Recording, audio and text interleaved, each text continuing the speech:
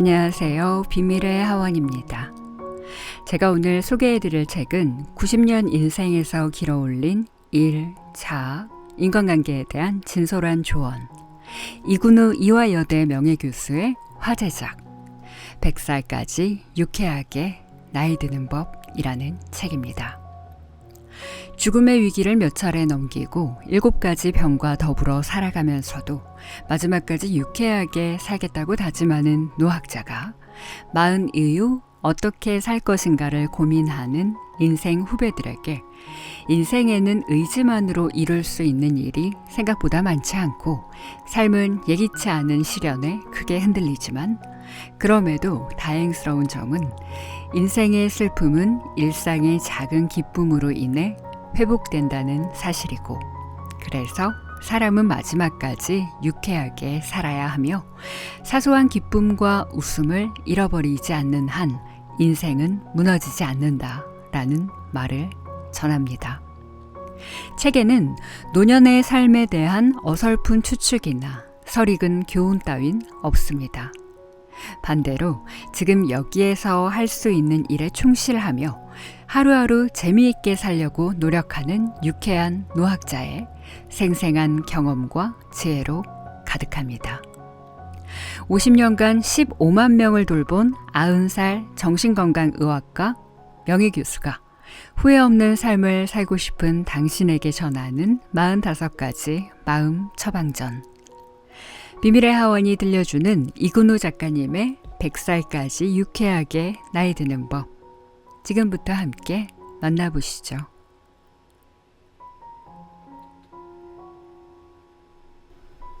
나이 들었다고 억울해하지 말았어야 했다. 미국의 유명한 정치 칼럼니스트 마이클 킨슬리는 42세의 젊은 나이에 파킨슨병에 걸려 남들보다 빠르게 노화를 경험했다. 그는 신체의 변화를 겪는 동안 느끼는 소외를 담아 처음 늙어보는 사람들에게 라는 책을 썼는데 거기에 재미있는 일화가 나온다. 킨슬리는 매일 아침 출근 전에 수영을 하곤 했는데 어느 날 아침 수영장에서 한 노인을 만나게 되었다. 노인은 킨슬리를 보고 웃으며 말했다. 내 나이가 90이요. 와, 놀랍네요. 전혀 그렇게 보이지 않아요. 그런데 노인은 칭찬에 우쭐해졌는지 가슴을 내밀면서 선언하듯 말했다. 나는 판사였다오. 나이까지만 말했으면 좋았을 것을. 괜한 잘난 척이 킨슬리의 심기를 건드렸나 보다. 책의 문장을 그대로 옮겨보겠다. 자신이 판사였다는 사실을 말하고 난 뒤 그의 얼굴에는 별 상관도 없는 얘기를 어리석게 해버렸다며 전전긍긍하는 표정이 스치고 지나갔다. 스스로를 한심해하는 것 같았다. 젊은 시절 자신이 판사였을 때는 처음 본 사람에게 다가가 말을 걸면서 자기가 판사라고 밝힐 필요성 따위는 전혀 느끼지 못했을 것이다. 그는 괜히 우쭐대다가 꼴이 말이 아니게 돼버렸다는 것을 깨달은 것 같았다. 그러면서 자신이 그토록 떨쳐버리고자 했던 생각, 즉 늙은 바보는 이제 한물 갔어 라는 생각을 하면서 수영장을 떠났다. 어쨌든 한 가지는 분명했다. 그는 한물간 노인네였다. 누구나 한 번쯤은 비슷한 부끄러운 경험을 했을 테다. 나만 해도 그렇다. 젊었을 땐 내가 왕년애로 시작하는 선배들의 이야기가 그토록 지겨웠건만 언제부터 나도 모르게 과거의 영화가 입 밖으로 나온다. 그나마 후배들 앞에선 입단속을 한다. 백수가 된 시니어들끼리 모이면 이만한 고관대장 모임이 없다. 대화의 주제는 대부분 과거에 잘 나갔던 이야기들이다. 왜 그럴까? 예전만치 못한 현재의 모습을 감추고 싶어서다. 옛 이야기지만 6.25 전쟁 때 북한에서 피난 온 사람들이 유행어처럼 쓰던 말이 있다. 나 이북에 살 때 금송아지 메고 살았어. 별 볼 일 없는 현재의 모습을 받아들이기가 어려워서 그런 말로라도 스스로를 위로하며 살았던 것이다. 잘난 사람 잘난 대로 살고 못난 사람 못난 대로 산다는 노래 가사가 있다. 그런데 잘난 사람은 잘난 대로 살기 쉬워도 못난 사람은 못난 대로 살기가 무척 어렵다. 우선 못남을 받아들이기가 힘들다. 바로 열등감이다. 정신분석학자 아들러에 따르면 열등감은 현재에 만족하지 않고 더 우월한 존재로 스스로를 발전시키는 원동력이다. 그러므로 꼭 나쁜 게 아니다. 그러나 열등감이 잘못 작동하면 열등 콤플렉스에 빠진다. 원래 못났으니 아무것도 이룰 수 없다고 지레 좌절해버리거나 자신의 열등감을 감추기 위해 스스로 우월하다고 거짓된 체면을 거는 식이다. 자본주의 사회는 열등감을 이용해 돈도 번다. 교수로 봉직하던 시절 백과사전을 판매하는 외판원이 연구실에 들렀다. 그는 명색이 교수라면 당연히 영국에서 나온 백과사전 한 질쯤은 소장해야 한다며 나를 설득하려 들었다. 하지만 그 많은 책을 전부 읽을 것 같지도 않았고 필요한 책은 도서관에서 충분히 빌려볼 수 있었다. 나는 돈이 없다는 이유로 거절했다. 그러자 그는 대출까지 알선해 줄 수 있단다. 내가 끝까지 거절하자 그는 회심의 한 방을 날렸다. 교수님은 이 대형 백과사전을 갖고 있지 못한 것을 부끄럽게 생각하셔야 합니다. 자존심을 건드려 팔아보려는 수작이었다. 나는 이렇게 대답했다. 안 그래도 부끄럽게 생각하고 있습니다. 결국 외판원은 백기투항하며 자신이 왜 그런 말까지 했는가를 설명했다. 그는 거절하는 사람에게 다시 구매를 권하는 매뉴얼을 갖고 있었는데 매뉴얼의 마지막 단계가 열등감을 자극하라는 것이었다. 그때 만약 내 수중에 충분한 돈이 있었다면 어땠을까? 나도 잘난 체 하고 싶은 마음에 사전을 사들이고는 후회했을 것 같다. 그만큼 열등감은 강렬한 감정이다. 나이가 들수록 특히 열등감을 조심해서 다뤄야 한다. 나이가 들면 나빠지는 것이 많다. 우선 건강이 예전 같지 않다. 생활의 활력이 줄어들다 보니 우울감도 쉽게 찾아온다. 경제적으로도 상당히 위축되고 사회적인 영향력도 줄어든다. 특히 우리나라는 굉장한 명함 사회다. 출신 학교, 최종 학력, 공식 직함으로 사람을 구분하길 좋아한다. 그래서 공식적인 위치에서 내려온 은퇴자들은 심리적으로 위축된다. 특히 높은 위치에 올랐던 사람일수록 더 크게 위축된다.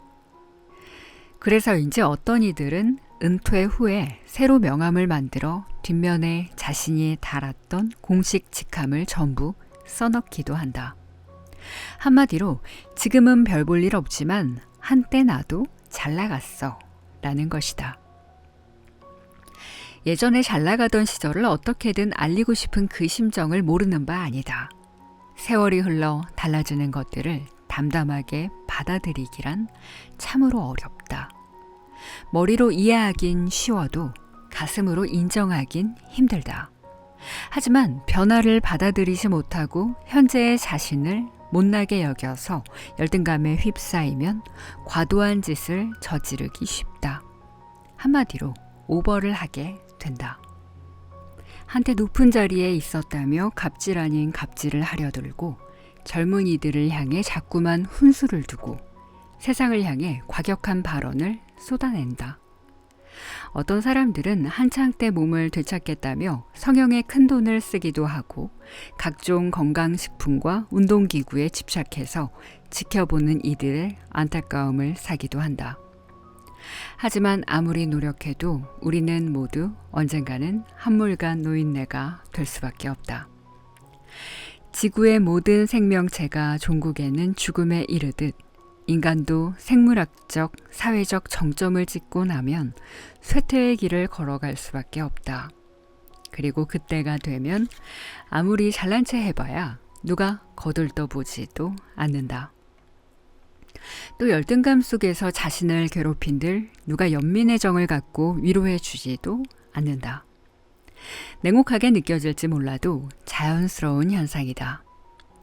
그런데도 한창 잘 나가던 과거의 자신을 세워놓고 그것을 이겨보겠다고 애쓰는 이는 얼마나 어리석은가.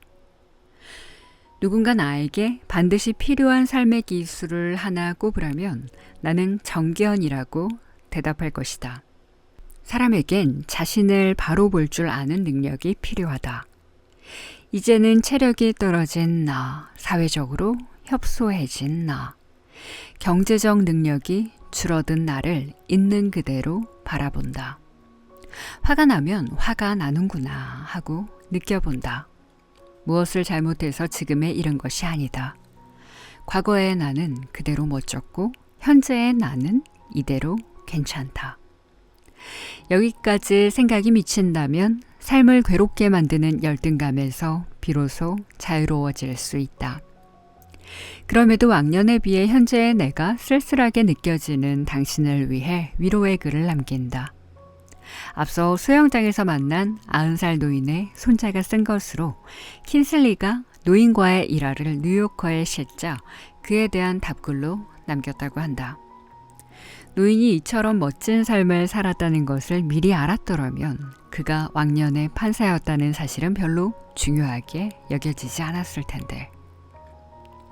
할아버지의 성함은 리처드 이반츠였고 킨슬리가 썼듯이 당시 90대였으며 로스앤젤레스 카운티 고등법원 판사로 20년을 봉직하신 바 있다.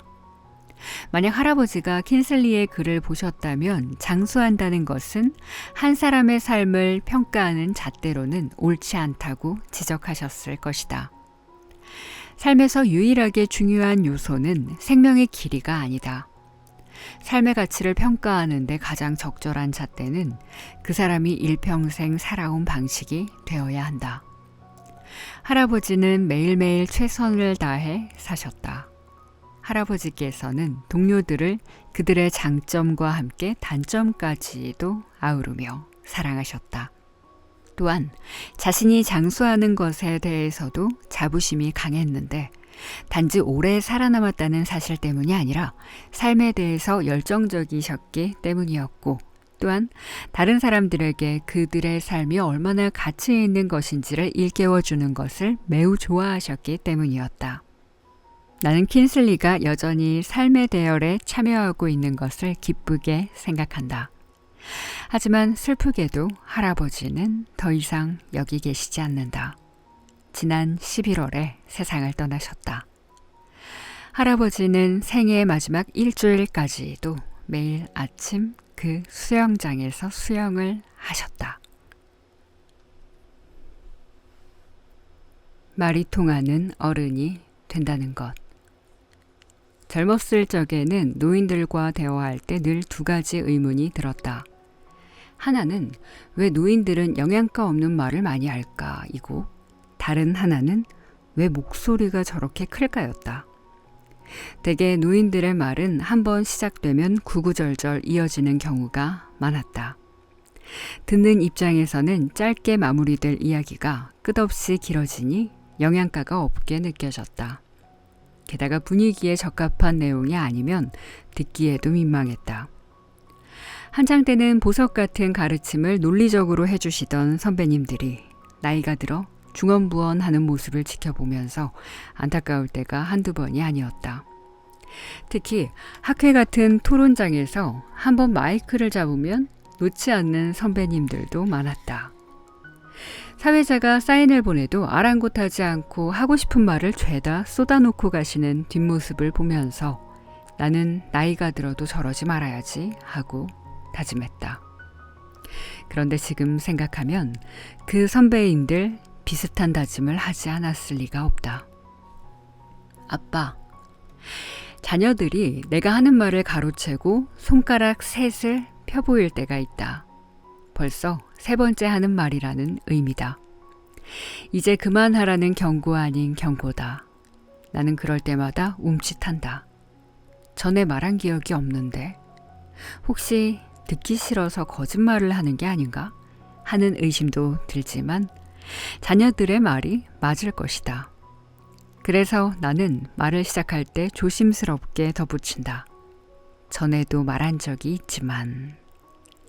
가끔 내가 중요하게 여기는 가치들을 자녀들에게 이야기해주고 싶을 때가 있다. 그럴 때 나는 최대한 유머를 섞어가며 꼰대 같지 않은 방식으로 말을 걸려고 한다. 그런데 아이들의 반응이 아빠 썰렁해로 돌아오면 참 무안하다.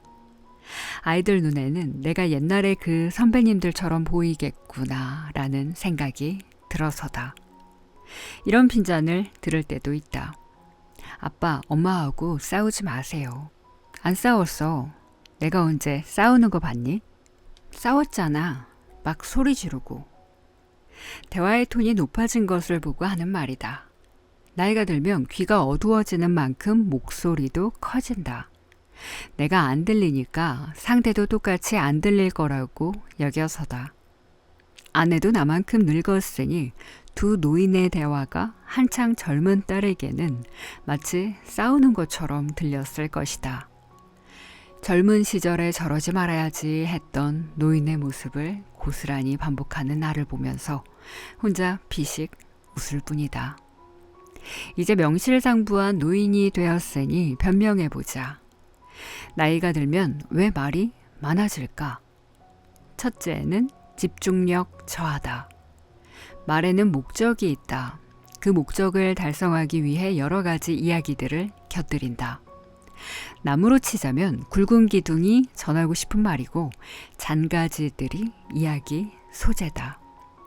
굵은 기둥과 잔가지 사이에는 인과관계가 촘촘히 얽혀 있다. 그런데 집중력이 저하되니 인과관계를 쉽게 놓치고 연상에는 비약이 생긴다. 한마디로 잔가지를 따라가다가 길을 잃는 것이다. 어느새 정신을 차리면 도대체 왜 이 얘기가 나왔지 싶고 이야기는 수습하기 힘든 지경에 이른다. 둘째는 경험이 쌓여서다. 나이가 들면 살아온 횟수만큼 다양한 경험이 방대하게 쌓이고 사람과 세상을 판단하는 나름의 잣대도 확고해진다. 그래서 해주고 싶은 말 또한 많아진다. 도와주고 싶어서, 안타까운 마음에, 바로 잡아주고 싶어서, 함께 기뻐해주고 싶어서. 여러 가지 이유로 젊은이들에게 가르침을 주려고 한다. 하지만 노인의 가르침이 현재를 살아가는 젊은이들에게 정말로 영향가가 있을까? 과거에는 노인의 지식이 귀하게 여겨졌다. 노인 한 사람이 죽는 건 도서관 하나가 불타 사라지는 것과 같다는 말이 통용될 정도였다. 경험을 통해서만 정보를 축적하던 시절에는 그랬다. 하지만 요즘 젊은이들은 하루에도 어마어마한 양의 정보를 흡수하면서 산다. 스마트폰을 이용해서 갖가지 언어를 해석하고 전 세계에서 쏟아지는 영상물을 소비한다. 그동안 쌓인 정보량이 어마어마해서 빅데이터 분석가라는 새로운 직업이 등장했고 인간은 정보의 쓰레기통에 불과하다는 자조 섞인 분석이 나올 지경이다. 이런 세상이니 아무리 소중한 경험이라도 그들이 살아가는 세상에는 적합하지 않을 수밖에 없다. 나는 손자, 손녀에게 내 어릴 적 이야기를 써서 이메일로 보내곤 했다. 어떻게든 그들과 소통해보고 싶은 내 나름의 노력이었다. 아이들은 짧은 댓글을 답장으로 보내왔는데 종합해보면 세 가지 반응으로 나뉜다. 할아버지 바보 같아요. 할아버지 순진해요. 할아버지 무슨 말인지 이해가 안 돼요. 요즘 아이들은 내 어릴 적보다 훨씬 교육도 많이 받아 똑똑하고 세상 물정에도 밝으니 바보 같다거나 순진하다는 반응은 어느 정도 이해가 됐다. 하지만 무슨 말인지 모르겠다는 대목에서는 나 역시 멍멍해졌다. 내 글이 어려워서가 아니라 사고방식이 너무 달라서 사건 자체를 아예 이해하지 못했다. 60년이라는 시간은 세상을 완전히 바꿔놓기에 충분했다. 그러니 전혀 다른 세상에서 살아가는 아이들에게 내 경험이 과연 얼마만큼이나 값어치가 있을까? 그렇다면 결국 나이 들면 말문을 다들 아는 이야기가 아니냐며 반문하는 이들도 있을 테다. 그렇다. 우선 말을 줄이고 이야기를 들어야 한다. 소통하려면 공통분모가 필요하다. 그리고 공통분모가 넓을수록 대화는 깊어진다. 나이 든 자들과 젊은이들 가운데 공통분모를 만들기에 유리한 사람이 누구일까? 과거와 현재를 모두 경험한 나이 든 자들이다. 젊은이들의 경험을 노인들이 먼저 이해할 필요가 있다. 젊은이들의 생각에 귀를 기울여야 한다. 현 시대를 젊은이들처럼 깊숙이 들어가 체험하지는 못하더라도 무엇이 다른지는 알아야 한다. 잘 모르겠다면 다르다는 사실 정도는 인정해야 한다. 남의 이야기를 듣는다는 것은 결코 수동적인 태도가 아니다. 정신분석 용어 중에 해제 반응이란 게 있는데 무의식 속에 억압되어 있던 고통스러운 경험을 상기하거나 재현해서 억압된 감정을 방출하고 긴장감에서 해방되는 것을 뜻한다. 즉, 잘 들어주면 마음속 갈등이 스스로 해소된다. 그래서 정신건강의학과 의사의 가장 중요한 역할이 듣는 일이다. 요즘 젊은이들이 살아가는 세상은 우리 때와 다르게 혹독하다. 입학, 취업, 결혼, 육아, 무엇 하나 쉽게 흘러가지 않는다.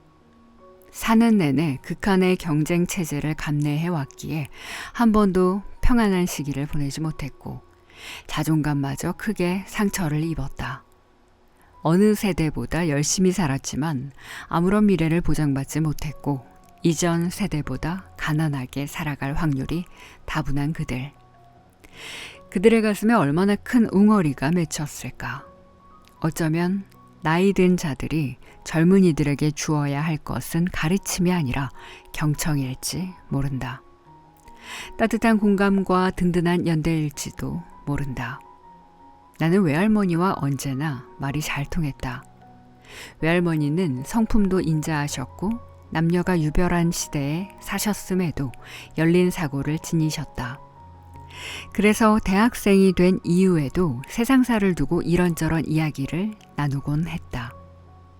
외할머니의 진취적인 사고방식이 멋있어 보였기에 나도 나이가 들면 외할머니처럼 늙고 싶다고 꿈꾸기도 했다. 그런데 돌이켜 곰곰 생각해보니 내가 외할머니와 대화를 자주 나누었던 이유는 정작 따로 있었다. 늘 온화하게 웃으시며 내가 하는 말에 맞장구 쳐주셨기에 자꾸만 이야기를 풀어놓았던 것이다. 나이가 들어 외할머니를 다시 떠올려 본다.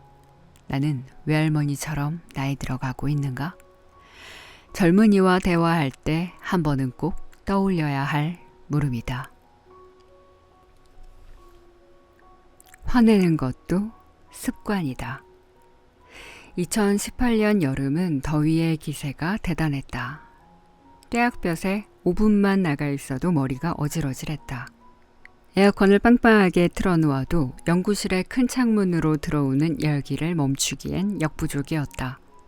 매일 연구실에 출근했지만 그저 멍하니 앉아있는 시간이 길었다. 가만히 있어도 줄줄 흐르는 땀을 닦다가 정 힘들면 미지근한 물로 샤워를 했다. 그렇게 퇴근 무렵까지 버틸 생기를 얻었다. 그러던 어느 날 딸이 말했다. 아빠 샤워하세요, 매일. 아빠 몸에서 냄새 난대. 이게 무슨 소린가? 나름대로 더위를 이기기 위해 자주 샤워를 하는데도 냄새가 난다니. 딸은 사위에게서 들은 이야기를 전하는 게 틀림없었다. 내 연구실은 사위의 직장으로 가는 길목에 있다. 그래서 걷기 힘든 한여름과 한겨울에는 사위가 우리 부부를 연구실까지 태워다 주었다. 그러니 내 몸냄새를 가까이에서 맡을 기회가 잦았다.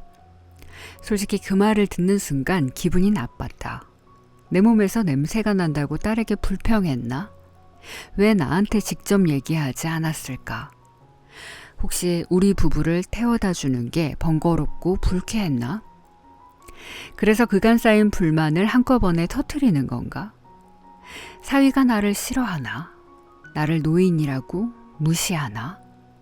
생각은 꼬리에 꼬리를 물고 이상한 쪽으로 흘러갔다. 그때 불현듯 며칠 전에 만난 선배 교수의 일화가 떠올랐다. 난 우리 집 근처에 있는 선배 교수님의 연구실을 자주 찾았다. 함께 식사하고 차 한잔 마시며 이야기 나누는 시간이 내게는 풍요로웠다. 하루는 점심을 함께하고 늘 가던 찻집으로 발길을 옮기는데 선배님이 다른 곳으로 가자고 나를 이끌었다. 자주 가던 그곳도 괜찮은데 왜 다른 곳으로 가시느냐고 묻는 내게 선배님은 대답했다. 이 교수, 저 카페 직원이 나보고 송장 냄새 난대. 선배님은 자기 몸 관리에 소홀한 분이 아니다. 몸도 마음도 깔끔한 분이다. 그런 선배님이 왜 그런 말을 들었을까? 나는 선배님이 오해를 했다고 확신했다. 아마 카페에서 작은 말다툼이 있었거나 직원이 불친절한 행동을 보였는데 선배님께서 그것을 곡해해서 들으셨을 것이다. 그렇지 않고서야 어느 누가 단골 손님에게 그런 막말을 하겠는가? 그렇다고 해도 나는 한편으로 선배님의 마음을 이해했다. 나이가 들면 감정적으로 위축된다. 우리 사회에서 노인에 대한 인식은 좋은 쪽보다 나쁜 쪽에 훨씬 기울어져 있다. 그래서 나이가 들수록 사람들은 은연중에 자기 검열을 하게 된다. 내가 지금 이런 부탁을 해도 될까? 하기 싫은 일을 나이 많다는 이유로 억지로 해주는 건 아닐까? 혹시 지금 폐를 끼치는 건 아닐까? 이런 생각이 행동을 위축시키고 말도 거르게 한다. 나이 든 사람들이 하고 싶은 얘기를 담백하게 표현하기란 생각보다 쉽지 않다. 그런데 이런 자기 검열이 예의를 지키는 행동으로 이어지기도 하지만 분노로 연결되기도 한다. 젊은이들이 조금만 불친절해도 늙은이라서 무시한다며 그 의도를 제멋대로 해석하고 크게 노여워한다. 자식들끼리 외식을 나가면 일부러 자기를 빼놓았다고 야속해하고 어디서 이상한 냄새가 난다고 하면 자기를 쫓아내려고 일부러 하는 말이라고 꼬아서 듣는다. 이른바 심술궂은 늙은이가 되는 것이다. 나이 들어 화가 늘었다면 그 이유를 잘 생각해 봐야 한다. 나를 화나게 한 그 사건이 문제가 아니라 그 사건에 대한 내 해석이 문제일 수 있기 때문이다. 그렇다면 그 고리를 끊어야 한다. 사건과 거기서 느낀 감정을 분리해서 받아들여야 한다. 한마디로 사건에 대한 팩트체크가 필요하다. 내 경우로 돌아가 보자. 팩트는 사위가 내 몸에서 냄새가 난다는 사실을 딸에게 알렸다이다. 나이가 들면 자연히 노인 특유의 냄새가 난다. 아무리 위생에 신경을 써도 노인은 스스로 그 냄새를 자각하기가 어려우므로 주변에서 알려주면 고마워할 일이다. 특히 폭염이 기승을 부린 작년 같은 시기라면 더욱 그렇다. 그런데 나는 왜 분노가 일었는가? 나는 내 몸에서 냄새가 나서 사위가 불쾌해했다라고 사건을 해석했다. 그런데 사위가 불쾌했나? 그랬을 수도 있지만 그것은 온전히 냄새라는 감각적 차원의 불쾌일 것이다. 사위가 냄새 때문에 나를 인격적으로 무시했다거나 원래 나를 싫어했다거나 늙었다고 나를 무시한다거나 하는 것은 모두 내 해석일 뿐이다. 그렇다면 그 해석은 어디에서 비롯되었나? 바로 나이듦에 대한 내 편견에서 비롯되었다. 나이 든 사람은 짐스럽다. 노인은 민폐를 끼친다. 나이 들어봐야 좋은 거 하나 없다. 이런 색안경이 문제다. 색안경을 끼고 세상을 바라보니 우선 나이 든 나 자신이 마음에 안 든다. 또 다른 사람의 말 한마디 행동 하나가 전부 나를 무시하는 것 같아 화가 치민다. 정작 상대방은 전혀 그런 의도를 품지 않았기에 억울하다. 나이 들어 화가 늘어봐야 자기 손해일 뿐이다. 안 그래도 외로워지기 쉬운 시기인데 부적절한 화로 그나마 돈독하던 관계마저 일어서야 되겠는가. 자꾸만 화날 일이 많아진다면 자기 눈에 씌인 색안경의 정체부터 파악해 볼 일이다. 그것은 나처럼 나이듦에 대한 편견일 수 있고 오래전부터 존재했지만 아직 해결하지 못한 심리적인 문제일 수도 있다. 색안경을 벗고 보니 사위의 말이 고마웠다. 사위가 아니었다면 여름 내내 몸의 냄새를 몰랐을 테다. 그날 이후 나는 더 꼼꼼히 샴푸를 하고 비누칠을 한다. 향긋한 냄새에 내 기분도 좋아진다. 또 차를 타면 사위에게 물어본다. 내 몸에서 아직도 냄새 나니? 그럼 사위도 편안하게 대답한다. 아니요, 요즘은 냄새 안 나요. 하고 싶은 말을 솔직 담백하게 표현하고 상대의 말을 가감없이 들을 때 비로소 우리는 관계 속에서 편안해진다. 그리고 소중한 인간관계야말로 인생을 풍요롭게 만드는 제1의 요소다. 그러니 습관적인 화로 사람을 잃기 전에 돌이켜볼 일이다. 어떤 색안경이 당신의 삶과 관계를 갉아먹고 있는지를. 삶과 평화롭게 이별하는 법. 할아버지 연세쯤 되면 뭘 생각하세요? 그게 늘 궁금했어요. 저는 아직 할아버지 연세를 살아보지 않았으니까요. 20대 중반이 된 손자가 갑자기 밥을 먹다 말고 나에게 물었다. 곰곰 생각하다가 이렇게 대답했다. 그게 궁금하니? 할아버지는 죽음이란 것을 생각하고 산단다. 손자가 깜짝 놀랐다. 그가 보기에 할아버지의 생활은 활기 있어 보여서 죽음과는 거리가 멀다고 느꼈나 보다. 할아버지는 죽음이 두려우세요? 그럼 두렵지. 아무도 죽어본 사람이 없잖니. 모르니까 더 두렵단다. 하지만 두려워한다고 영생할 수 있는 것은 아니잖니. 모든 생명이 수명을 다하면 사그라지니까. 그래서 지금은 하루를 더 감사하고 즐겁게 살고 싶은 마음이란다. 손자는 갸우뚱했다. 아마 머리로는 이해해도 가슴으로는 받아들이기 어려울 것이다. 나도 젊을 때는 삶과 죽음을 절박하고 심도 있게 느끼지 못했다. 죽음을 진지하게 생각하기까지는 세월이나 특수한 계기가 필요한 법이다. 아버지는 49의 나이로 세상을 떠나셨다. 내가 고등학생 때였다. 아버지가 돌아가시자 내 마음엔 죽음에 대한 비논리적이지만 강력한 불안이 자리 잡았다. 바로 아버지보다 오래 살지는 못할 거라는 불안이었다. 마음 깊은 곳에 둥지를 튼 막연한 감정이었기에 그것을 직시하기까지 오랜 시간이 걸렸다. 나는 48살에 처음으로 히말라야에 갔다. 우연히 학술단체 요원으로 뽑혀간 네팔행이었지만 나는 학술 조사가 끝나고도 개인적으로 6개월간 네팔을 머물며 이곳저곳을 트레킹했다. 셰르파 한 명과 천막을 이고 해발 5,000m의 고봉을 오르며 내 안에 자리한 불안의 정체를 직면했다. 그동안 외면하기만 했던 그 감정은 다름 아닌 죽음에 대한 두려움이었다. 그 후로 죽음은 의식 수준으로 올라와 내 삶의 화두가 되었다. 언제 갑자기 죽을지 모른다는 불안이 현실로 다가온 사건이 있다. 2003년 네팔에 의료봉사를 갔을 때 갑자기 한쪽 눈이 잘 보이지 않았다.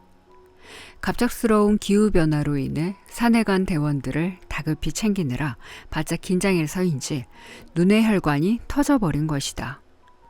귀국 후 대학병원에서 수술을 받았지만 결국 한쪽 눈의 시력은 잃고 말았다. 하지만 그 과정에서 선천적으로 심장혈관이 좁은 것을 발견했다. 당장 수술을 받아야 할 만큼 시급했다. 그 수술이란 팔의 동맥을 따서 심장혈관에 이식하는 수술이었다.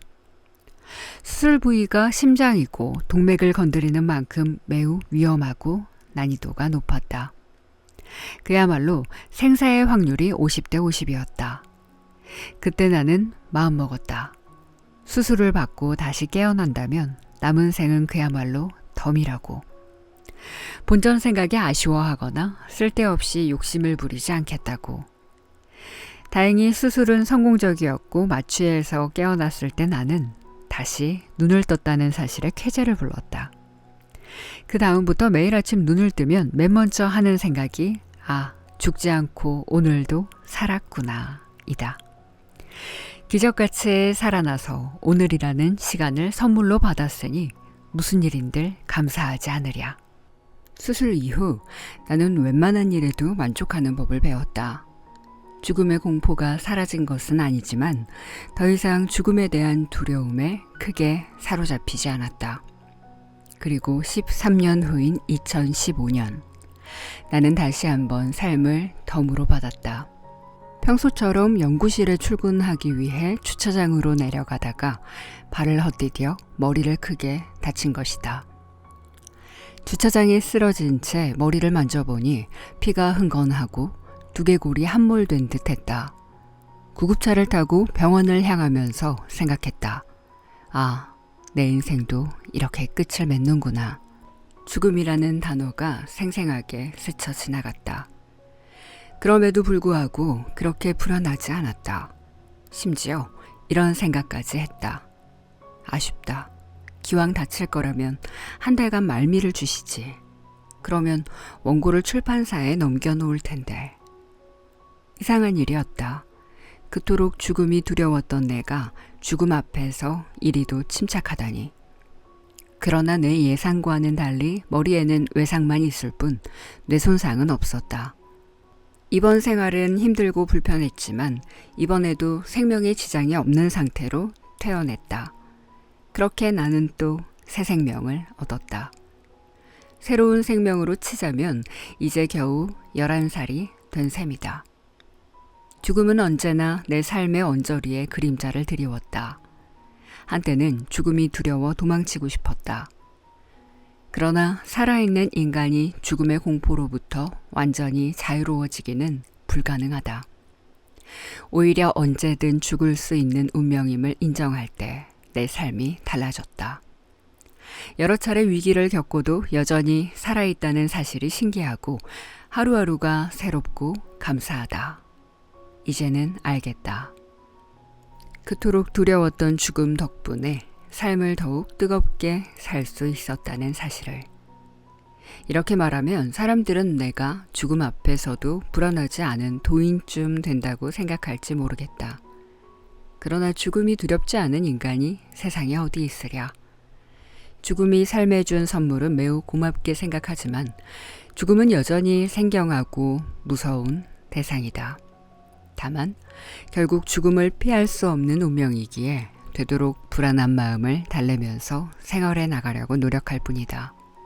다만 결국 죽음을 피할 수 없는 운명이기에 되도록 불안한 마음을 달래면서 생활해 나가려고 노력할 뿐이다. 매일 아침 오늘도 눈을 떴구나 하는 짧은 환희 뒤에는 한 번도 빠지지 않고 죽음이란 단어가 따라온다. 그럴 때면 나는 이왕 오늘도 눈을 떴으니 약속된 일을 즐겁게 마무리하자 라는 생각으로 두려움을 달랜다.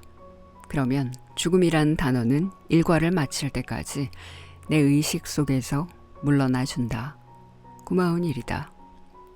어릴 때 외갓집에 가면 나이 드신 어른들이 관을 짜서 대청마루에 두고 아침 저녁으로 들어가 누우시곤 했다. 다가올 죽음을 받아들이는 연습이었다. 죽음에 대한 두려움은 절대로 극복할 수 없다. 다만 죽음에 익숙해져서 공포에 사로잡히지 않도록 노력할 뿐이다. 즉, 죽음을 받아들이는 마음의 준비를 할 수 있을 뿐이다. 만약 죽음을 받아들이지 못하면 마지막까지 분노와 억울함에 휩싸여 자신과 주변 사람들을 괴롭히게 된다. 모든 걸 정리하고 감사하는 마음으로 평화롭게 보내야 할 말년에 세상에 대한 분노와 타인에 대한 증오로 몸부림치게 된다. 이럴 경우 본인도 괴롭지만 사랑하는 사람을 그런 식으로 보내야 하는 주변 사람들의 가슴에는 더 큰 상처가 남는다. 죽음은 일생에서 가장 중요한 손님이다. 그러므로 차근차근 정성스레 맞을 준비를 해나가야 한다. 죽음을 자연스럽고 평안하게 맞이하는 것만큼 사랑하는 사람들을 위한 값진 선물도 없다. 그래서 나도 매일 죽음을 잘 맞이하기 위해 연습한다. 내가 죽은 다음에 자식들과 손자들이 웃으면서 내 이야기를 나눌 수 있도록 말이다. 인생 후배들에게 전하는 3가지 당부. 몇 년 전에 정년 퇴임을 맞은 제자 한 명이 찾아왔다. 남들보다 유별나게 정년날이를 겪는 사람이 있는데 그 제자가 그런 듯 했다. 노년기에 연착륙하기에 충분한 조건들을 갖추고 있음에도 불구하고 불안하다고 했다. 몸도 불편하고 기억력도 떨어지고 대인관계에서 적절성도 떨어지고 어디에서도 위로받을 곳이 없다는 것이다. 인생이란 다 그렇게 나이 들어가는 거다라고 조언했더니 더 불안해했다. 어떤 위로가 그에게 합당할까? 사실 나이가 들면 잃는 게 참 많다. 우선 몸이 옛날 같지 않다. 늙는다는 것 자체를 병리현상으로 보는 학자도 많다. 몸이 온전하지 못해 힘이 들고 정신도 분별력을 점차 잃어간다. 그러니 나이 들어 좋은 일이 얼마나 있을까? 이런 악조건 속에서 그나마 어느 정도 운신이 가능한 노년을 보낼 수 있다면 축복이라 할 만하다.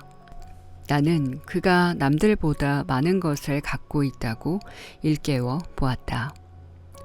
그동안 연구도 많이 했고 후학들도 잘 가르쳐 놓았으며 알뜰하게 저축한 자산도 있고 연금도 나오니 그는 노후 준비가 매우 훌륭한 편에 속했다.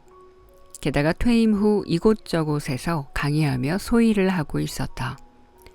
그런데도 그는 지난 날을 생각하면 헛되게 살아온 것 같고 미래를 떠올리면 암담하기만 하단다. 그가 엄살을 피우는 것은 아니었다. 그때 좀 더 이렇게 했으면 좋았을 걸 이란 아쉬움은 누구에게나 있다. 또 나이가 들면 살아갈 날이 얼마 남지 않았다는 사실에서 불안이 엄습한다. 그러나 나이 들면 누구도 비켜갈 수 없기에 불안에만 사로잡히는 것은 아무런 도움이 안 된다. 그래서 앞으로 노인네 반열에 오르게 될 후배들을 위해 경험을 토대로 나름의 몇 가지 훈수를 적어보았다. 첫째, 노인이 된다는 것을 받아들이고 그럼에도 불구하고 하는 마음을 갖추라. 선생님 젊어 보이십니다. 이런 말에 현혹돼서는 안 된다. 아무리 젊어 보여봤자 먹은 나이가 어디로 사라지는 것은 아니다. 젊어 보인다는 게 젊다는 뜻은 아니다. 그런데도 스스로 젊다고 우긴다면 그만큼 어리석은 짓이 없다. 노인이 가진 조건이란 유리한 것이 별로 없다. 둘러보면 우울한 일, 슬픈 일이 더 많다. 그러나 그럼에도 불구하고 하는 마음으로 살펴보면 전부 나쁜 조건만 있는 건 아니다. 몸도 마음도 불편하지만 그래도 소일을 할 구석은 어디엔가 있다. 지금까지 가치 있는 일이라고 생각하지 않았을 뿐 분명 할 수 있는 일이 숨어 있다. 지금의 나는 지난 과거의 결과물이다. 누구에게나 과거에 축적한 지식과 경험이 있게 마련이다. 이게 바로 숨어있는 재간이다. 만약 재간을 못 찾겠다면 그것은 쌓아온 결과물을 과소평가하고 있기 때문이다. 크든 적든 내 삶의 결과물은 참 소중한 것이다. 인생을 투자해서 일군 결과를 자신이 과소평가한다면 남들도 그 가치를 소중하게 보지 않을 게 분명하다. 자신의 나이를 기꺼이 받아들이고 그 틈새에서 그럼에도 불구하고 무슨 재간이 있는지 살펴보기를 권한다. 틀림없이 자기만의 것이 존재한다. 둘째, 서두르지 말고 야금야금 실천해 보라. 숨어있는 재간을 찾았다면 실천으로 옮겨야 한다. 알았다고만 하고 실천이 없다면 머리만 복잡해질 뿐이다. 세월이 얼마 남지 않았다고 초조해하지 말라.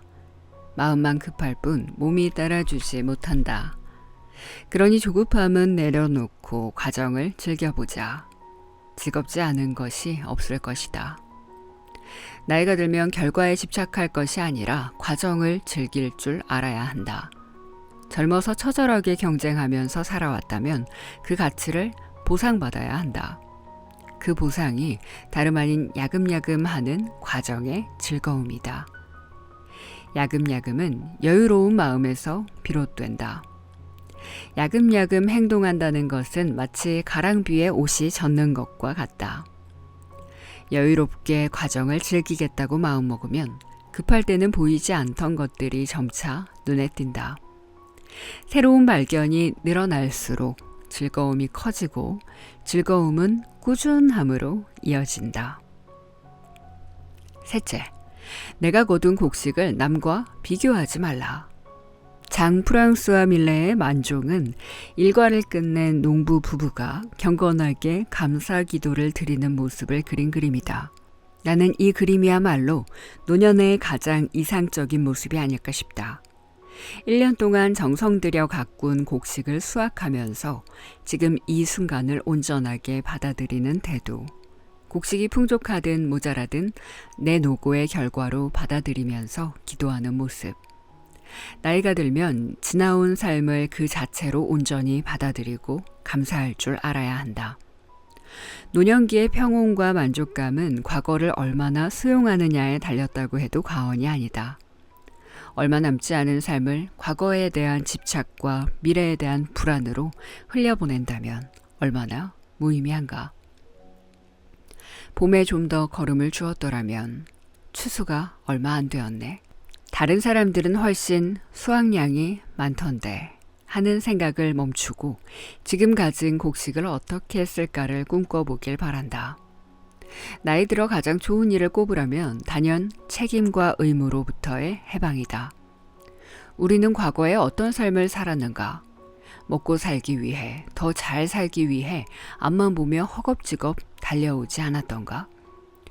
결과와 속도만 강조하는 세상에서 살아남느라 나와 주변을 돌아볼 여유도 제대로 누리지 못했다. 나이 들어 찾아오는 우울감의 원인 중에는 하고 싶은 일을 맘껏 해보지 못했다는 자책감도 크다. 그렇다면 이제부터라도 진정 자유로운 자신을 꿈꿔보는 것도 가치 있는 일이다. 내가 나답게 살 때 가장 빛나는 나의 존재감이 있다. 하루를 살아도 내 인생이다. 이런 가치를 실현할 수 있는 시기가 바로 노년기이고 인생 후반전에 들어선 때부터 준비하면 더욱 좋다. 우리 생에는 과거도 중요하고 미래도 중요하다. 그러나 오늘이 없이는 아무 소용이 없다. 지금 여기에서 빛나는 행복을 찾아 설계해보길 바란다. 비밀의 하원이 들려주는 이근우 작가님의 100살까지 유쾌하게 나이 드는 법 어떠셨나요? 90해를 살아본 사람만이 느끼고 깨닫고 전할 수 있는 진실한 삶의 이야기가 책 속에 올곧이 담겨 있습니다. 더 이상 불필요한 일과 소중하지 않은 사람들에게 시간과 체력을 낭비하지 말기를. 이근우 작가님의 100살까지 유쾌하게 나이 드는 법 이었습니다. 오늘도 비밀의 하원을 찾아주신 여러분 고맙습니다. 구독과 좋아요, 댓글 남겨주시면 저에게 큰 힘이 됩니다. 저는 그럼 다음 시간에 또 좋은 책 들고 찾아올게요. 하루를 시작하는 분들은 좋은 하루, 하루를 마무리하시는 분들은 편안한 밤 되세요.